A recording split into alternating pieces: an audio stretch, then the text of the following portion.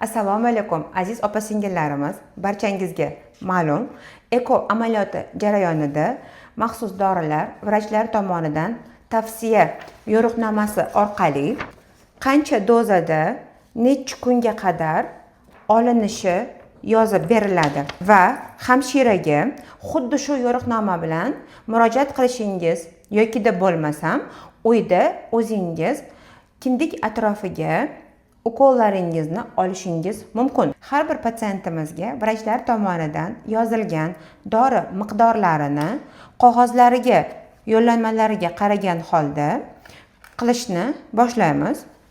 Bu bemorimizda 150 va 75 dozirovkali dorilarimiz miqdorlari yozilgan.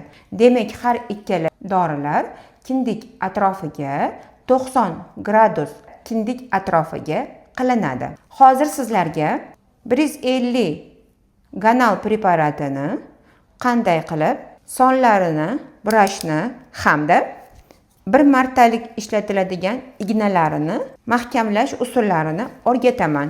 Demak, har bir bemor uchun individual yondashuv bilan vrachlarimiz tomonidan dori miqdorlari, nomlari alohida qayd etiladi.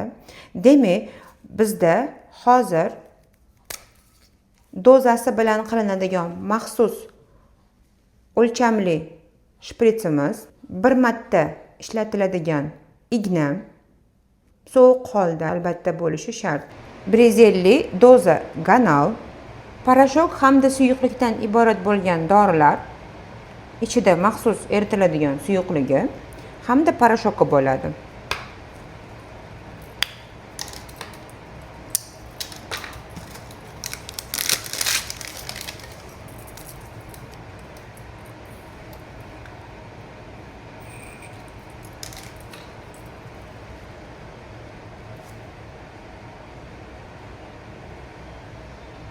Xuddi shu ko'rinishda tufakchali hosil bo'lmaganda qayta shpritsga tortib olamiz.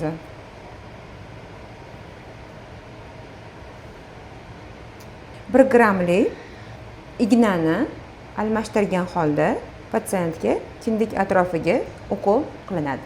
Aziz ayollarimiz, teri ostiga qilinadigan ukollar kindik atrofidan 4 cm, demak 2 barmoq oralig'ida mana shu sohalarga qilinishi mumkin.